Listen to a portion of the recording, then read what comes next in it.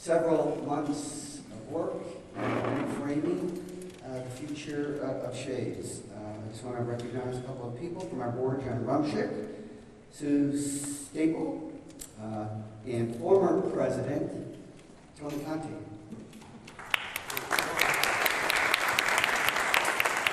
Most Bundy from Empire State Development, a great friend of ours and a supporter of this project. My name is Brian Higgins. I'm the president of Sheas. And several months ago, we started with a very simple, straightforward premise. How do we celebrate our patrons? How do we honor them? By creating a theater that is accessible, that is efficient, and that is enjoyable. And we came up with a design. I told Steve Carmina that we have one objective. We need a wow factor. Today you'll see the wow factor. So Steve and Carmina Wood, they deliver all the time. So this new addition will be 20,000 square feet. It'll be $30 million. It will add 3 high-speed, large-capacity elevators. It will add the most popular feature of this new development, 63 new bathroom fixtures. I'm in the bathroom fixture business now, and congestion mitigation. So it's been a great, great process, and we want to move this along, but I want to thank Steve Carmina. Steve is the handsome, charismatic leader of Carmina Wood.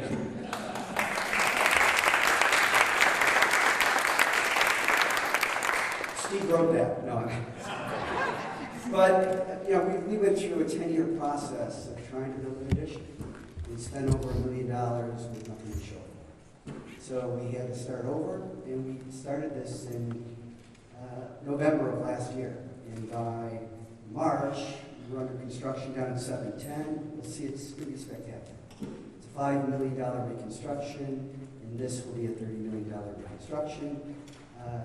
We'll break ground near the end of the year. It'll be a 24-month construction period, and we plan to open hopefully in the first or second quarter of 2027. So great, great progress. Additionally, a lot going on. Merrell politics. Tony, you want to? So we have 710, construction is ongoing. You're going to see a spectacular lounge and cabaret. We're increasing the usable square footage by 30%. And the design is very, very unique. Carmina Wood did that as well. And he quickly moved off of that project and moved on to this one. And to tell you a little bit more about the detail, we have Steve Carmina and Bradley Everdike. Gentlemen.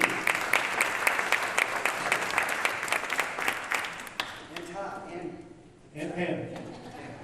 Carmina Wood. Good morning, everybody. I'm kind of embarrassed, Brian.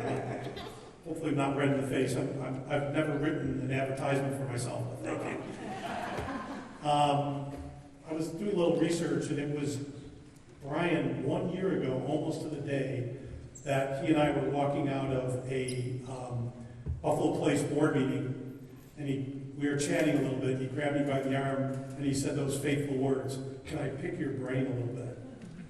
We walked across the street and started chatting, and about a week later, after Pam and I, my partner Pam Stradiff and I, threw ourselves into our drawing boards. We're analog. We're the old, I am, she's not, the old folks in the firm. We came up with a couple quick sketches for Jonathan and for Brian to look at. And here we are just a year later, showing the results of this collaboration that has occurred between the amazing staff here at Sheas. They have been a pleasure every day to work with. Their imagination, their forcefulness with ideas and things that they needed to have really driven this project. Our mantra is always, that the project doesn't belong to us, it belongs to them. And in this case, it also belongs to the patrons that will be entering through this beautiful entry in the coming years. and years after. And we also wanted to make sure that we created something that would last. When you're building around a historic building, you also want something that is going to hopefully someday be recognized as part of that fabric. So without ado, I'd like to introduce Bradley Everdyke and Todd Piotrowski. These two guys took the initial concept, the initial images, and just drove it. It makes me very happy that the future of our firm is in the hands of two awesome designers, and I think you're going to love what they've created. So, Brad and Todd, so take it away.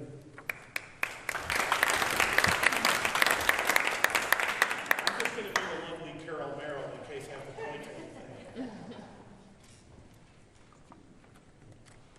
Good morning. At the outset of this project, Shea's provided us with a single guiding principle: the elevation and prioritization of the patron experience. Our design is rooted in this principle. From the moment of arrival to the final curtain, every element is crafted to support a seamless, inclusive journey guided by universal accessibility and hospitality. A heated pedestrian path and a covered accessible drop-off loop at the exterior provide comfort and ease of access in all seasons, setting the tone for the experience that follows.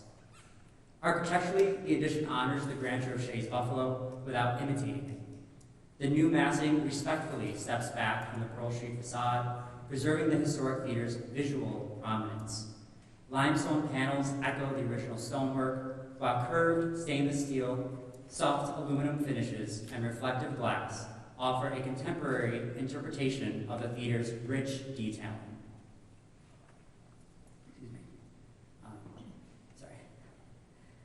The result is a facade that is both dynamic and elegant, transforming through integrated lighting and programmable digital signage that animates the building as it transforms from day to night. Theater is, after all, as Brian says, about night and light. Anchored by a sweeping digital marquee and new signage across the new and existing building, not only enhances the theater's identity, but creates new opportunity for street-level engagement. As this experience moves indoors, the same principles of accessibility, comfort, and elegance direct our approach. Like the exterior, the interior of the addition will complement, but make no attempt to mimic, the wonder theater's incomparable historic richness. It will instead capture the essence of its beauty by drawing inspiration from the theater's forms and finishes and applying them as reimagined subtleties. This is not to say the addition will lack an experience of wonder itself. As we hope these images illustrate, the new space will captivate patrons in its own way, with moments of modern spectacle, sophistication, and precision. Patron-focused design provides new lounges, restroom facilities, and 3 elevators to create a more enjoyable, efficient, and most importantly, accessible theater-going experience for everyone. We want to reinforce our gratitude for the Sheas team's leadership and how honored we are to be partnering on such a prestigious project. We understand the mission, and it is one we are approaching with what can only be described as reverence. As theater lovers ourselves, we are passionate about bringing this vision to life, your vision to life. This project will play a pivotal role in capturing the hearts and imaginations of each new generation of theatergoers and Buffalo's thriving theater community for the next 100 years and beyond. Thank you.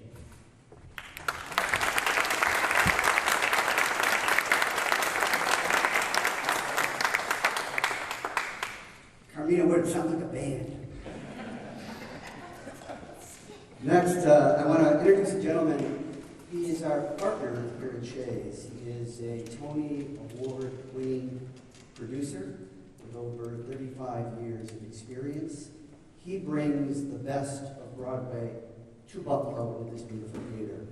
He is a gentleman and a consummate professional, Albert Nache.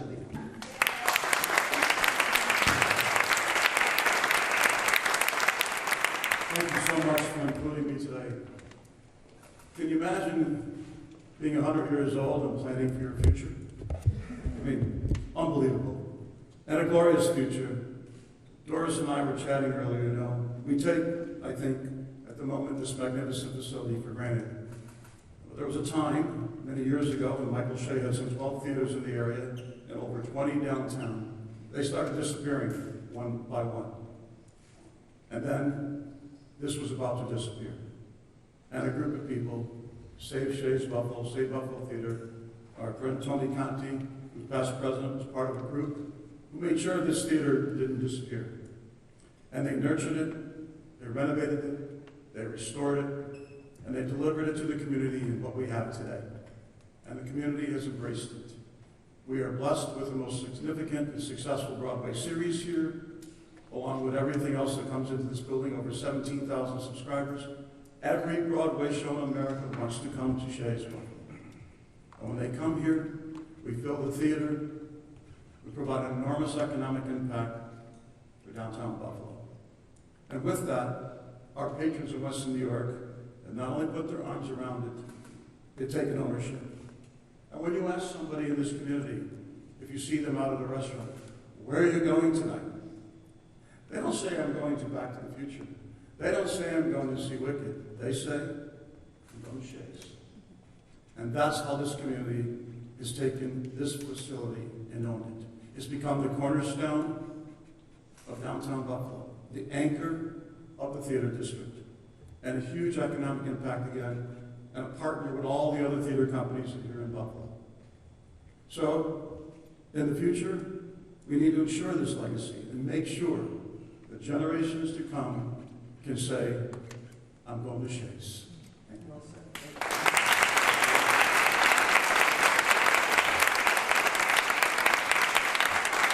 So you don't build anything without money.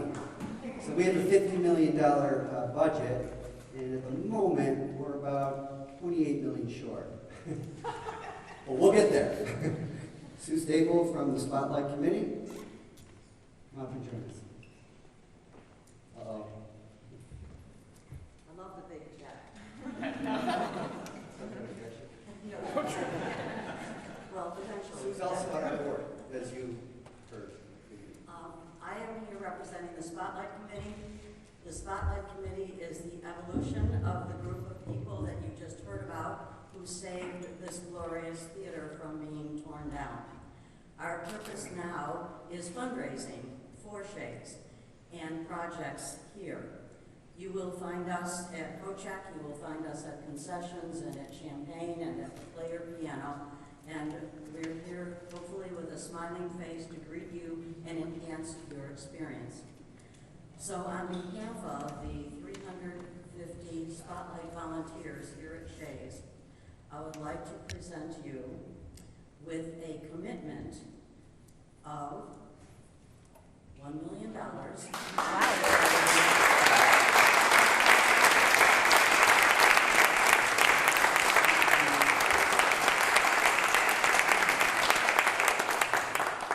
See, we're down to 27 now.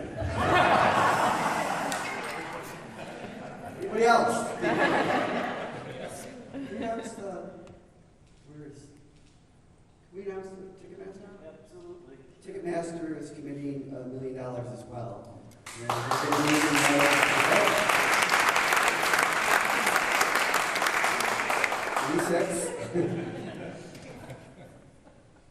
So, just, the history of this theater was touched on. In the early 1970s, as Albert said, Michael Shea was an Irish immigrant. His parents moved to Buffalo when he was 2 years old to the First Ward. And he was an iron worker, he worked on the docks, he ran a saloon on Elk Street. And he had this vision, it was an unsteadying vision, to make sure that the working class folks had access to theater, vaudeville and a major motion picture. So we built all of these theaters mostly in the neighborhoods, so the working folks would have an outlet from their difficult days. But Kurt Mangiel, which was a predecessor of Tony's, twice removed, actually moved into this building in the early 1970s because it was likely that this was going to be demolished. But in those days, they really didn't file for permits, they just did it at midnight. So he moved in and let me know when he was there, so demolishing the building would turn into a homicide. But that's the kind of dedication that previous leaders here at Sheas had. Then Patrick Fagan had the presence of mind to expand the stage by 40% in its depth. And that made Sheas a major Broadway touring venue, not only in New York State, but throughout the country. Tony his vision was for the restoration of this theater. And the beautiful restoration is undertaken by our consultant and friend, Doris Collins, who does this every day. It's tedious, very detailed work, and so it's a culmination of everybody pulling together a common vision and a common purpose to make this what it is. And this is a not-for-profit. Nobody owns a not-for-profit. We are temporary stewards with one obligation: to make it better than how we found it. And that is our objective here today. It continues to be our objective, and we thank all of you for your support. Community support and Seek Plaque Program.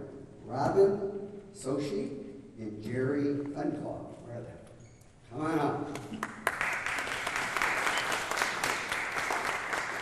I saw you guys before. It was a metal presentation. My grandfather. Yes, how you doing? Good to see you guys. Welcome to Sheas.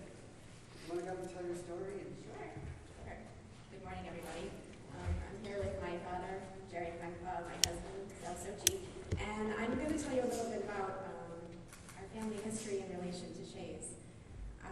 My parents first bought tickets, became subscribers back 25, 30 years ago, and when they started, it was basically date night. They just wanted to have something to do, and they realized how much they loved Sheas. So when my daughters were very young, they decided they wanted to introduce them to live theater. So from when my daughters were very young, they were coming down with my parents once a year. They would pick a show, whether it was a Disney show or a Christmas musical, something like that. And it showed my children not only theater, it showed them this beautiful building and what Buffalo has to offer for them. At some point, they started giving us tickets too, once in a while, which was great. So we came down a couple times and quickly realized we also loved it, so we became subscribers as well. So the tradition kept going.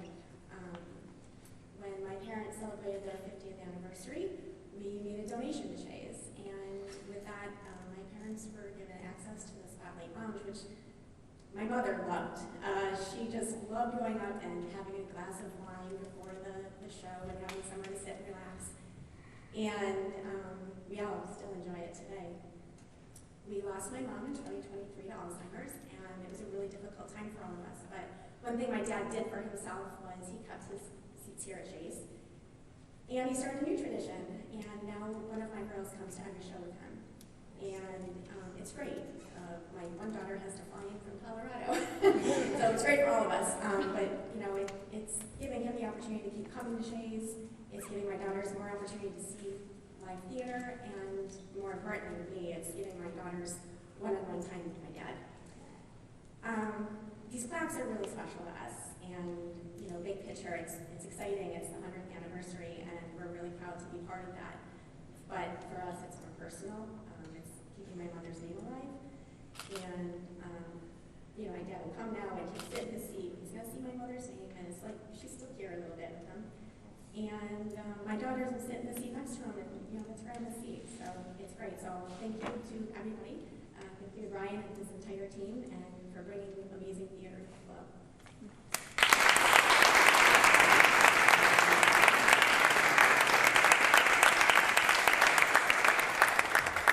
See, we have 2,400 more of those.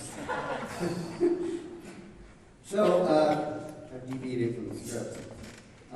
So to reach our goal, we're launching the Elevate Sheas $50 million Centennial Campaign. The plan is to connect Sheas to its past and to our future. So $30 million for dramatic expansion. You see unveiled here. $5 million for roof replacement. That ceremony's later, if anybody's interested. And $5 million for reimagining Shea 710 down the street. That project will be finished in September of this year.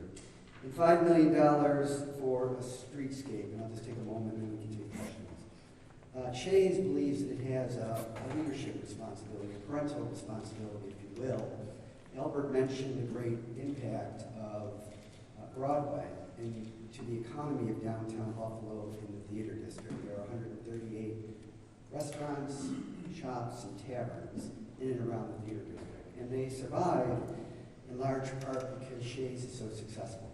So we're going to go beyond the confines of our venues out onto the public right of way. For example, we're in collaboration with Alleyway Theater, with Visit Buffalo Niagara, with AKG, to light up with an art installation the alleyway connecting Pearl with Main Street. Right now it's kind of sketchy.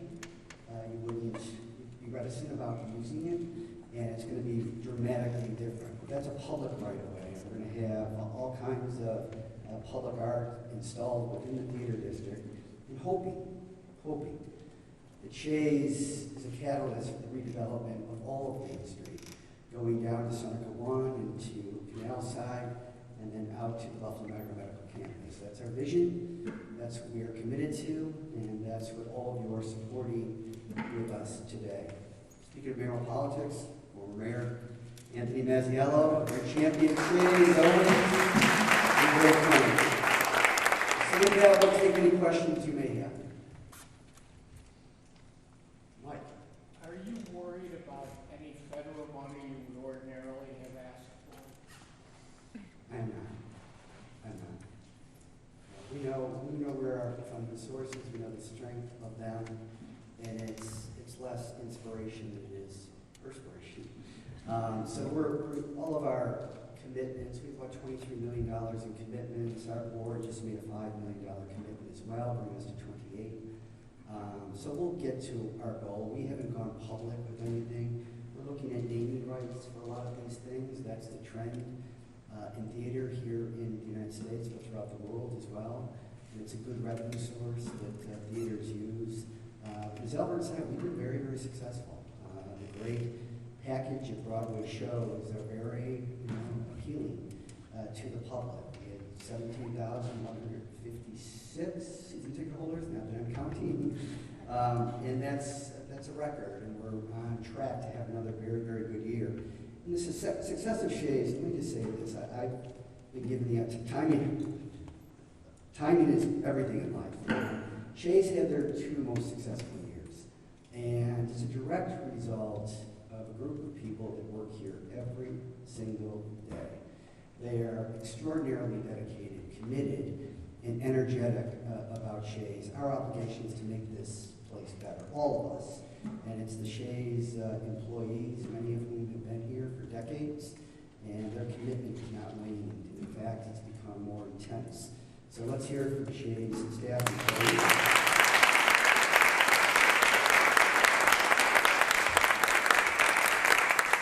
Any other questions? Will construction impact your scheduled shows or anything like that? No, you know what? Top of mind has been minimal disruption. That's what we're doing down at 710. That's what we're going to do here. This thing will actually be built before it's attached to this building. So this is a city-owned building that we lease. We have a 40-year lease with 33 years remaining. And this will be built on land that Shea owns, and then will be attached right over there. So that's intended to minimize the disruption. So we want to make sure Colleen's here. She has a great event every year in October, and I'm sure she was nervous when she heard about the schedule. But again, there'll be minimal disruption, and we will again attach that upon completion of the building. And as Carmina would have said, this is 50% glass, 25% stainless steel, and then stone and concrete. So it's going to really be a magnificent, it'll be light infused so that we can change the lighting for each show to match their color theme. So there's a lot of innovation in here as well. The digital signage is high resolution. It's the best technology that's available. We are, as humans, wired to be attracted to light. That's why I say that theater is about night and light. lot of light in and around the theater district, and it'll be a very, very different place. Not quite the scale of Times Square, the concept is similar. Mark, thank you, this is lovely, I'm very excited for all this stuff. President of 43 North. Tell us, outside of the financial support, how can we all help you? Well, thank you very much. I think word of mouth, everybody, you have your own constituencies. Buffalo's a small town, as you know. We all kind of need each other to help us succeed. The AKG effort was a collaborative effort. This is going to be similar. It's protecting this beautiful historic theater. And any way that you can make connections to your constituents to steer them our way, that would be very, very helpful. Thank you. Thank you. Anybody else? Sir? How different will theater lovers, how much different of an experience will people notice when the construction is completed? Yeah. Lion King was here. Disney production of Lion King, late December, early January. Robert Brunschmidt took a photo from the mezzanine to the main lobby at intermission, which was 20 minutes. And it was just congestion. So this is about congestion mitigation. So it'll be much more pleasant. The lobby will increase in size. It'll more than double, 118%. So just the movement of people with the elevators. We're looking at a Rathskeller lounge down in the basement, which is going to be fun. So these are all intended to enhance the patron experience. It's all about that. Right now, Shea's is 3,019 seats. There are 41 venues in Broadway, New York, 3 of which are actually on Broadway. But it's about 48,000, almost 50,000 total seating capacity. Divided by 41, it's about 1,200 on average. This is 3,019, so we're not increasing the seating capacity at all. What we're doing is making the movement of patrons more efficient, safer, and more enjoyable. Hi, Brian. I'm asking about, if you can talk a little bit about the renovations at 710 specifically. What exactly are they doing right now? And then in September, the musical fair is going to move in there as residents. Yeah. And other theaters will be using it. And is the Smith Theater also affected by all of these great plans? It is. There's what we refer to as a multiplier effect. So the big demand, there were 215 activations at 710 last year. There'll be 365 in 2026. But we also have the cabaret space that will be available when the main stage is not occupied. In other words, some of those bookings are pre and post production. So just a lot more activity. As I mentioned, we're increasing the usable square footage by 30% by basically knocking down walls. It's a beautiful design that will have an immediate impact. Steve Carmina is the wow factor guy. And so what's happening, because of the popularity of 710, that's creating new demand for the Shea Smith. And we're going to do another phase that will include that. I don't need to get into it today, but that'll be after these projects are completed, we'll enter into it. So the whole place is much more vibrant with more people. I've heard it described as the pedestrian density. Because of remote working, we've lost 25,000 people in downtown Buffalo. A lot of people bellyache about it, but what we're trying to do is we're trying to do something about it. And musical fair, if successful, they'll bring 40,000 net new people into downtown Buffalo. They are moving from a suburban site to an urban site. No reticence at all on their part. They're very confident that they will succeed. It will increase the number of productions there by 100. So we still have, time and space to rent and to occupy by good quality theater at the Shea Smith. Thank you. Yeah, Good. thanks. Well, there's also going to be a patio out onto Main Street that will have an awning and heat lamps. so as to extend the season as much as possible. At 7:10, and here, too. Anybody else? Thank you. Thanks, everybody.